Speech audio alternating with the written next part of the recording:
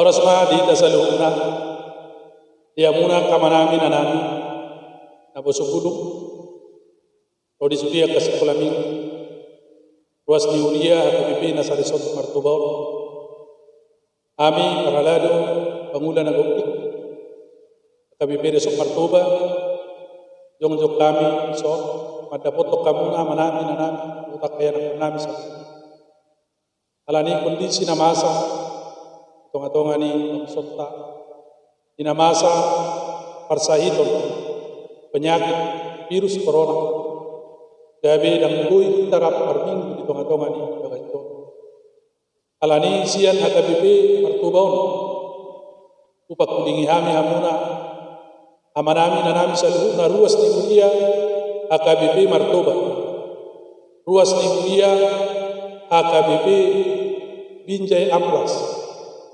ruas ni hulia HKBP Oras Pardumuan Nauli ruas ni hulia HKBP Sektosa dohop sudi ruas ni hulia HKBP Kebenejan molo marhite na songonop pehu pasatan tabi nami songot dalan nami mamakuringi hamu las maro hamu na salu na kamangin ang tamot kaya nakunan marbuhu mahita di doga satangi yang mengadubi na masaw say lam takkas kita mangalop bitangata mangalop mangido asinerohan itu kali asang kiat umibu sal na masaw o hita mo se marbuhu itonga-tonga ni uriata timinggu palmarmon rohami mapatulingi jala asahaton ni amat tapadita isikil sinamo jamida lahomar guguyuk kita sianhaka di mata asang kiat posrohat jala lamar sihohot kita pasahat kemuluda mulutta dohot mangidu asnya rohan itu tadi oras ma dihita saduhna selamat menikmati minggu palmaru ditangihot Tuhan tama pangiduat tadi minggu sadayo alani pasahat kami ma ikki wa manami patita sinama lahu pasahaton baritanau oras mai doa damai sejahtera Allah yang melampaui segala akal itulah kiranya menyertai hati dan pikiran di dalam Kristus Yesus Tuhan kita. Amin. Shalom untuk kita semua. Firman Tuhan yang menyapa kita pada minggu ini, Minggu Palmaru, tanggal 5 April 2020. Kita buka Alkitab kita, tulis dalam Injil Yohanes pasal 12 ayat 12 sampai dengan ayat yang ke-19. Saya bacakan firman Tuhan untuk kita. Yesus dielulukan di Yerusalem.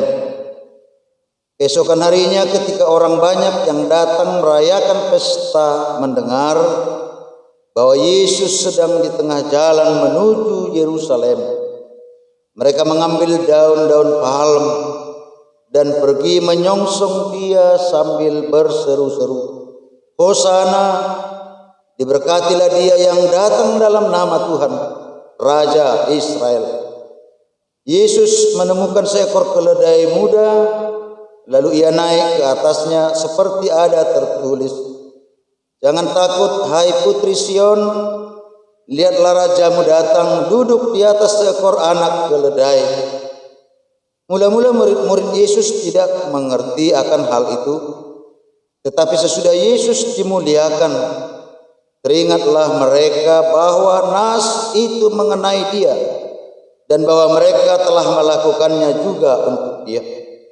Orang banyak yang bersama-sama dengan dia ketika ia memanggil Lazarus keluar dari kubur dan membangkitkannya dari antara orang mati, memberi kesaksian tentang dia.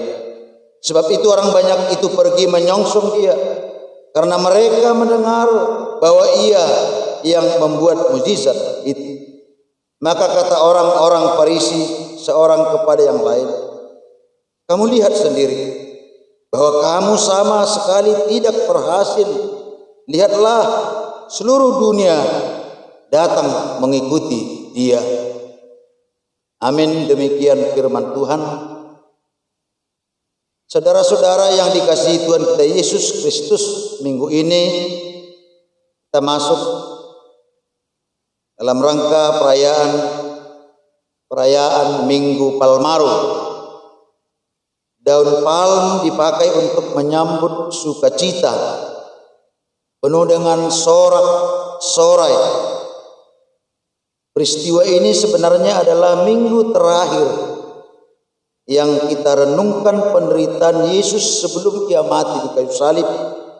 Dan pada hari Kamis yang akan datang, semua orang Kristen akan memperingati saat Yesus ditangkap dan dihukum mati di atas kayu salib. Menjelang Paskah, orang banyak mendengar bahwa Yesus dalam perjalanan menuju Yerusalem. Dalam konteks ini kita lihat bagaimana antusiasme seluruh orang-orang banyak menghamparkan pakaiannya di jalan, bertanda sukacita kemenangan. Apa tujuan penyambutan ini? Padahal Yesus datang ke Yerusalem adalah sebenarnya tanpa mereka sadari akan mengalami banyak kesulitan, penderitaan, bahkan akan ditangkap, disalibkan dan mati. Yesus dianggap sebagai pahlawan pada saat itu.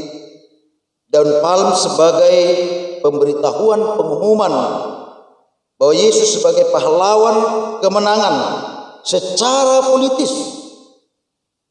Daun palm sebagai pemberitahuan atau pengumuman bahwa Palmarum adalah merupakan rangkaian masa-masa penderitaan, kematian menuju kebangkitan dan kenaikan Yesus ke sorga. Dan sebenarnya saudara-saudara, disitulah terkandung kesempurnaan keselamatan kita. Lewat penderitaan ada keselamatan. Lewat kematian Yesus itu kita memperoleh anugerah, lepas dari belenggu, dari ikatan dosa, kematian iblis yang sejak peristiwa Taman Eden membelenggu manusia. Saudara-saudara, dalam gereja mula-mula Minggu Palmarum adalah perayaan yang penuh bersahaja, marstitutu dalam bahasa Batak. Dirayakan dengan sungguh-sungguh. Mereka menghindarkan suasana keramaian, ribur-ribur, main-main, bahkan mereka melaksanakan puasa, merenung penderitaan Yesus, mengambil makna yang dalam yang terkandung dalam penderitaan Yesus itu sendiri. Bukan berarti kita harus mempraktekkan sebagaimana yang dialami oleh Yesus, tapi kalaupun kita boleh berpuasa silakan saja. Tetapi setidaknya penderitaan Yesus ini akan tergambar di dalam hidup kita dan memastikan bahwa semua ini terjadi karena dosaku dan dosa kita semua. Dan untuk itu kita didorong untuk bersyukur kepada Tuhan bahwa kita ikut menerima keselamatan dari karya penderitaannya. Dohita gabe parjambar, penerima berkat atas salib Kristus itu. Dan sebagai aktualisasinya kita akan menampakkan hidup Yesus itu di dalam pribadi kita. Pribadi Yesus itu bisa kita gambarkan dalam pribadi kita yang hidup di dalam kehidupan kita sehari-hari. Inilah merupakan target kita yang utama sebenarnya. Berita itu sangat kuat mempengaruhi hati mereka, membangkitkan sukacitanya, sebab akan terjawab harapannya tentang munculnya Mesias semakin dekat dan pasti. Orang banyak itu mengambil daun palem, yaitu daun yang biasa dipergunakan terutama oleh orang-orang miskin atau kaum duafa istilahnya, atau rakyat jelata, untuk merayakan pesta sukacita dalam menyambut orang-orang yang dihormati. Pohon palem adalah lambang kemenangan dan kejayaan. Dalam menyambut Yesus, mereka tidak memiliki permadani yang indah untuk dibentangkan di jalan yang akan dilalui oleh Yesus. mereka tidak memiliki alat musik untuk mengiringi penyambutan Yesus, tetapi yang dapat mereka lakukan, mereka telah menunjukkannya, yaitu memberi hati dan sukacitanya, dan dalam kesederhanaannya melakukan upacara penyambutan itu. Berita kedatangan Yesus saja sudah sangat luar biasa membangkitkan kegirangan dan sukacitanya. Tentulah lebih besar lagi ketika Yesus ada di tengah-tengah mereka. Yesus pantas mendapat penyambutan yang luar biasa, seperti rakyat dengan sukacita melepas rajanya ke medan perang untuk memenangkan pertempuran. Demikian juga penyambutan Yesus dengan dipermuliakannya, sebab ia akan menaklukkan segala penguasa dan kekuasaan dunia ini. Yesus akan memenangkan peperangannya melalui kematiannya di kayu salib dan atas kebangkitannya dari kematian. Saudara-saudara, dalam kegiatan SAR, kita tahu SAR itu Search and Rescue, adalah salah satu yang dipelajari mereka adalah ilmu survival atau bertahan hidup di alam bebas. Di salah satu buku manual tentang SAR tertulis di halaman awal, Anda akan dapat bertahan hidup dimanapun asalkan tetap mempertahankan menggunakan akal sehat. Dan motto buku itu, pakai akal sehat supaya tetap hidup. Saudara-saudara, sebenarnya Yesus tahu kalau ia ke Yerusalem, ia akan menanggung banyak penderitaan yang dilakukan oleh tua-tua, imam-imam dan ahli-ahli Taurat, akan membunuhnya seperti yang pernah diberitakannya kepada murid-murid. Kita baca dalam Matius 16 ayat 21. Perjalanan Yesus ke Yerusalem sebenarnya tidak aman, menegangkan, sebab di sana telah berkumpul orang-orang Farisi dan para imam dalam kemarahannya dan rencananya untuk menangkap Yesus. Tetapi karena kabar baik, berita sukacita, shalom dari Allah yang dibawa oleh Yesus jauh lebih besar dan lebih penting, maka Yesus datang ke Yerusalem. Pada orang banyak menunjukkan dirinya untuk menyatakan kebesaran Allah.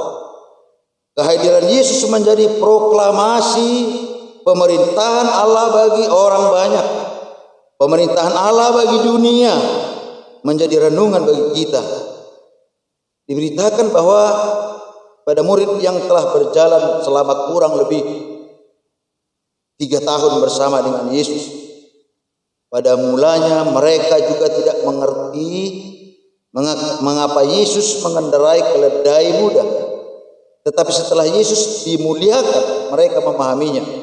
Mereka pada mulanya kebingungan dengan sikap Yesus, tetapi sesudah Yesus dipermuliakan, mereka lebih lagi mengenal Yesus dengan benar. Sebab 3 tahun para murid telah menyaksikan segala sesuatunya yang dilakukan oleh Yesus.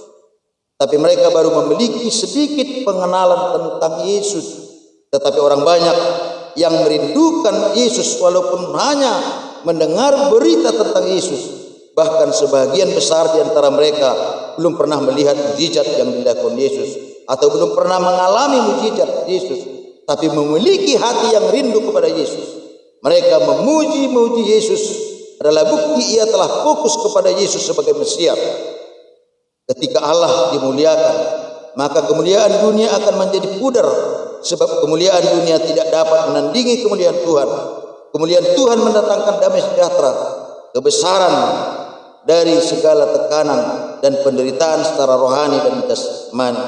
Penyambutan Yesus di dalam hati kita harus terjadi setiap hari dan setiap saat. Orang yang menyambut Tuhan senantiasa memuji dan bersukacita di dalam Dia, sebab di mana Yesus hadir dan disambut, maka akan terjadi kedamaian. Saudara-saudara, Yesus datang dalam kesederhanannya dan kerendahan hatinya, tetapi orang banyak menyaksikan kemegahan sorga yang besar. Itulah yang membuat mereka berseru, Hosana. Menyambut Yesus harus mempertemukan kita dengan kemuliaan sorga. Maka segala sesuatunya yang kita lakukan harus menyatakan kemuliaan sorga. Bukan hanya kata-kata kita menyerukan Hosana, keselamatan, tetapi seluruh aspek hidup kita harus menunjukkan bahwa kita adalah orang yang merdeka, yang sudah diselamatkan, ditebus dari segala dosa, dan diperdamaikan di dalam Yesus bagi kemuliaan Allah. Perjalanan kita kepada Tuhan Yesus harus kita isi dengan sikap penyembahan dan pujian. Sudahkah kita mau menyembah dan memuji Tuhan Yesus dengan tangan dan mulut kita, dan dalam kebersamaan dengan semua orang yang mengasihi Tuhan Yesus? Tuhan Yesus tidak menolak penyembahan dan pujian kepadanya. Apa yang Tuhan inginkan tidak hanya berformalitas dalam seremoni keagamaan, tetapi juga dalam tantangan yang nyata, sehingga tidak berbalik dengan mengatakan, enyahkan dia, enyahkan dia, salibkan dia, salibkan dia. Saudara-saudara, kita ada melihat jurang harapan. Bagaimana harapan itu dengan kenyataan, dan inilah yang menjadi pergumulan kita mengikut Yesus. Harapan masyarakat sepertinya terpenuhi karena Yesus ini yang mereka kenal bahkan membangkitkan Lazarus yang telah mati 4 hari. Luar biasa kuasa orang ini. Pastilah ia Mesias yang telah dinanti-nantikan. Seruan Hosana, berilah kiranya keselamatan, ya Tuhan, berilah kiranya kemujuran, diberkatilah dia yang datang dalam nama Tuhan. Kami memberkati kamu dari dalam rumah Tuhan. Yang membahana mengiringi Yesus menandakan kerinduan dan harapan mereka akan seseorang pemimpin yang akan membebaskan mereka. Hosana merupakan sebuah bentuk penekanan dari kata perintah, give salvation now. Berikanlah keselamatan sekarang. Yesus saat itu bagi mereka adalah simbol dari gambaran penderitaan, pergumulan, sitaono, kematian salib. Tetapi semuanya itu tidak membuat Yesus takut dan menghindar dari dia. Tapi dia tetap tegar. Pirdo tot dini Yesus lahu menghadapi saluhut naik. Harus menjalankan rencana Yesus. Sebab pengikut Kristus kita harus menghadapi banyak tantangan. Jalan berbatu, semak kuri, tura-tura, bahasa Batak, gamang, gemetar, krisis kehidupan kita sehari-hari. Sekarang kita menghadapi ancaman kemiskinan, sakit penyakit yang belum tuntas sembuh, putra putri kita belum mendapat pekerjaan, jodoh atau rokap belum ditemukan oleh anak-anak kita yang telah wajar, belum selesai perkuliahan, belum dapat kerja meskipun sudah sarjana, secara khusus oleh karena pandemik coronavirus disease 19. Tampaknya belum juga mereda, belum juga terputus perkembangannya di seluruh dunia ini. Apalagi di negara kita, daerah kita, korbannya juga bertambah. Adanya lockdown, larangan masuk keluar, daerah kota, kampung halaman dan lain sebagainya. Siapa yang tidak takut, saudara-saudara? Bukan saja membuat kita takut, tapi menyebabkan penyakit dan kematian dan membuat kita semua frustrasi, membuat kita panik. Peristiwa ini merusak pikiran kita, merusak tatanan ekonomi, merusak penghasilan kita, merusak damai sejahtera kita, merusak kerohanian kita, merusak ibadah kita, dan merusak ketenangan semua kita. Kita semua kebingungan yang mengancam kita sekarang. Hampir-hampir tidak ada lagi yang membuat kita sejahtera pada saat ini. Marpungu tidak bisa, Marminggu kita nggak bisa, Maradat juga tidak bisa, yang sudah direncanakan nikah juga batal, yang meninggal juga kita tidak bisa lihat. Ini yang sangat menyakitkan saudara-saudara. Hari ini juga saya mengalami hal serupa. Inang muda saya meninggal sekarang, tapi tidak bisa saya lihat. Ini adalah penderitaan yang kita alami bersama yang sangat-sangat menyakitkan sekali. Yang meninggal tidak bisa kita lihat. Dijenguk juga tidak bisa oleh keluarga sendiri. Bahkan langsung dikubur setelah petugas rumah sakit membungkus mayat itu dengan plastik tebal. Di kuburan sendiri pun saudara-saudara hanya petugas yang bisa hadir. Saudara-saudara, bagaimana kita bisa terluput dari semua ini? Bagaimana kita bisa menjaga diri agar terluput dari jangkauan COVID-19 ini? Kalau hanya usaha kita Bapak Ibu, sepertinya tidak akan berhasil. Sedangkan para dokter dan tenaga medis sendiri yang telah mengerti tentang pengendalian kesehatan juga terkena virus ini. Apalagi kita kaum awam yang tidak mengerti apa-apa. Oleh karena itulah, agar kita terluput daripadanya, hanya Tuhan sajalah yang kita andalkan. Mari kita berlindung di bawah sayap kuasanya. Sehebat apapun virus ini, Tuhan jauh lebih care dengan kita. Mari kita tiru Yesus. Meskipun jalan menuju Yerusalem baginya simbol malapetaka, simbol ancaman, salib, bahkan kematian, tetapi dia, yaitu Yesus, tidak mundur setapak pun. Dia tidak takut ancaman kematian itu. Ini yang perlu kita tiru di Minggu Palmarum ini. Ada banyak ragamnya Yerusalem masa kini, yakni simbol pergumulan si pikiran Ningoduon, penderitaan, ancaman, tantangan, lambang kematian, salib menanti menunggu kita, termasuk ancaman COVID-19. Tetapi ingat, ada malaikat Tuhan yang terus berjaga di sekitar kita. Ada Yesus sedang menunggu kita, menjaga kita, memelihara kita. Amin. Oleh karena itu, mari kita jalani Yerusalem yang menghadang, memblokir, merusak sukacita kita, sorak-sorai kita, kesehatan, keselamatan kita, membahen ngalut pikirata. Marilah kita jalani semuanya itu dalam doa-doa yang bertalu-talu kepada Tuhan. Tuhuk orsan maak kana duki, donganan nadoho amang, donganan nadoho inang. Kita baca Mazmur 91 ayat 11 mengatakan, sebab malaikat-malaikatnya akan diperintahkannya kepadamu untuk menjaga engkau di segala jalanmu. Tuhan yang memerintahkan malaikat-malaikatnya untuk menjaga kita dari COVID-19. Matius 21 ayat 8-9 menggambarkannya dengan lebih megah. Orang banyak yang sangat besar jumlahnya menghamparkan pakaiannya di jalan.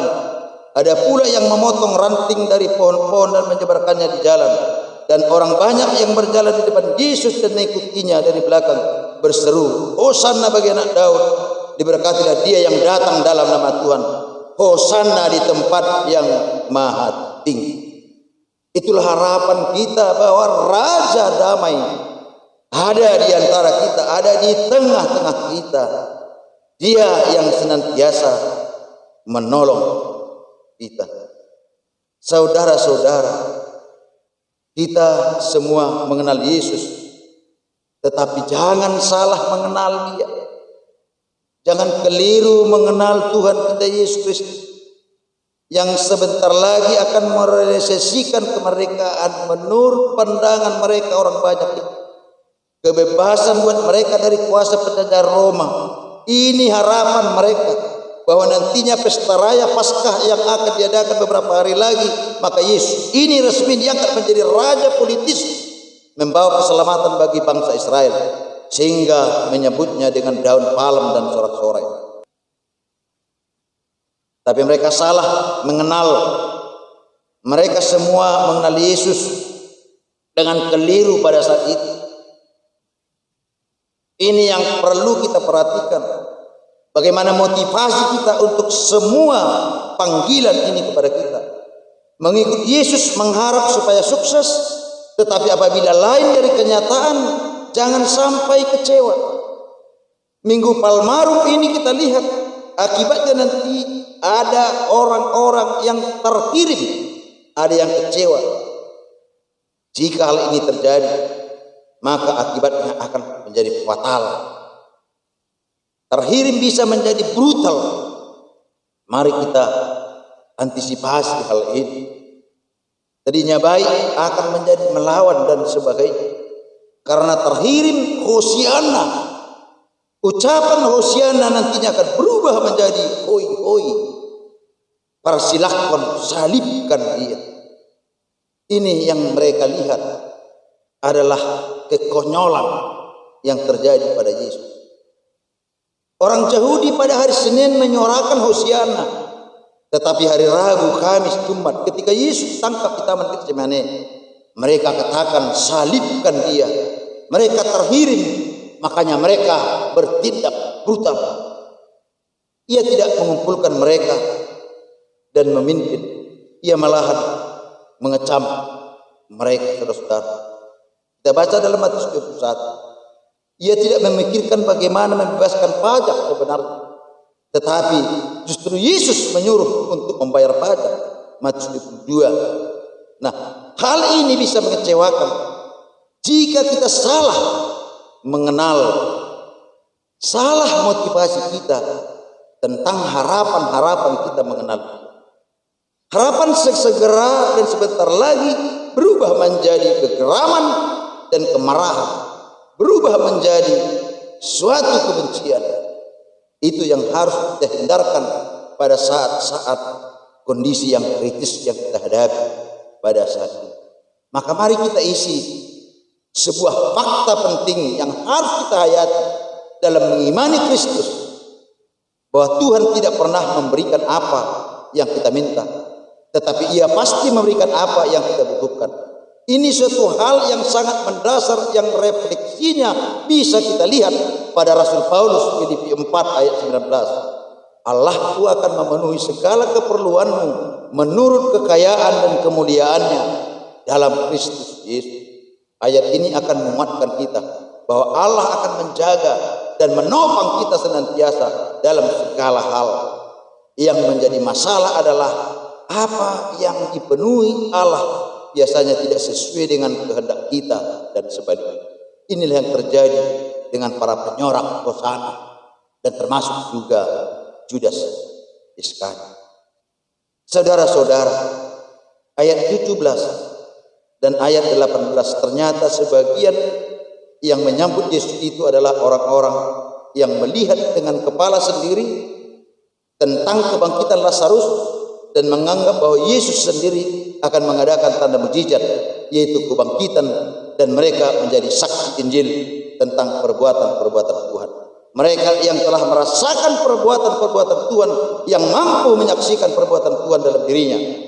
Dan pada ayat 19, jika semua orang menyambut dengan sukacita, sebaliknya peristiwa bagi Farisi merasa kecewa. Mereka hanya melihat Yesus sebagai tokoh populer, saingan yang mengganggu kedudukan mereka di mata umat Yahudi.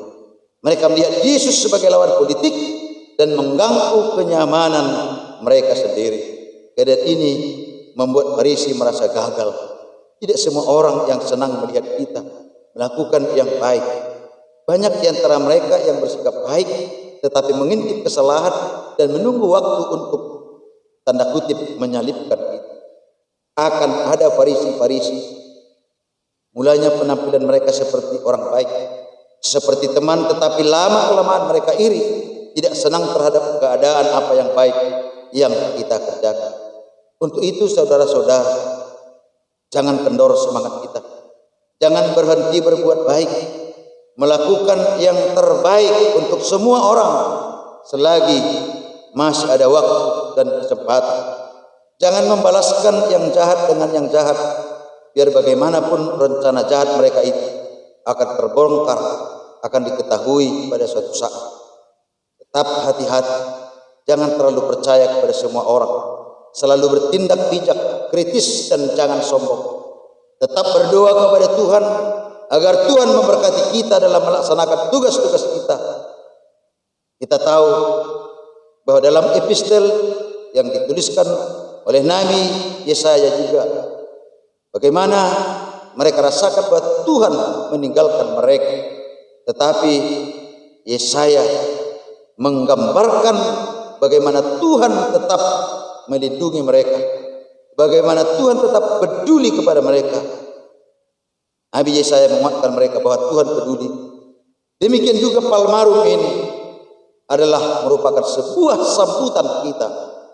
Mari kita sambut Tuhan Rajamu datang untuk menyelamatkan kita dari segala kondisi yang pahit. Amin, kita berdoa. Selamatkan kami Tuhan dari kondisi yang mengancam kehidupan. Roh ketakutan ini oleh karena coronavirus disease 19 menjadikan kami Tuhan mengalami satu pengalaman pahit, hingga pada saat ini kami harus beribadah di rumah masing-masing. Kiranya semua ini Tuhan tidak menghalangi kami untuk tetap berpalmarum. Kami tetap menyambut Engkau Raja Sang Penyelamat bagi kami. Engkau yang punya kuasa, Engkau yang Maha Pengasih, yang tetap melindungi kami. Letakkan kami Tuhan di bawah sayap, supaya kami umat tetap mendapat keselamatan yang daripada. Hibur kami ya Bapa melalui firman Tuhan, supaya kami dapat melampaui segalanya dengan penuh sorak-sorai. Kami akan menyambut Engkau dalam pujian kami. Hosana, diberkatilah Engkau yang telah membawa keselamatan bagi kami. Terima kasih Bapa di surga, terima kasih Yesus Kristus, dan terima kasih Roh Kudus yang senantiasa membimbing kami. Amin.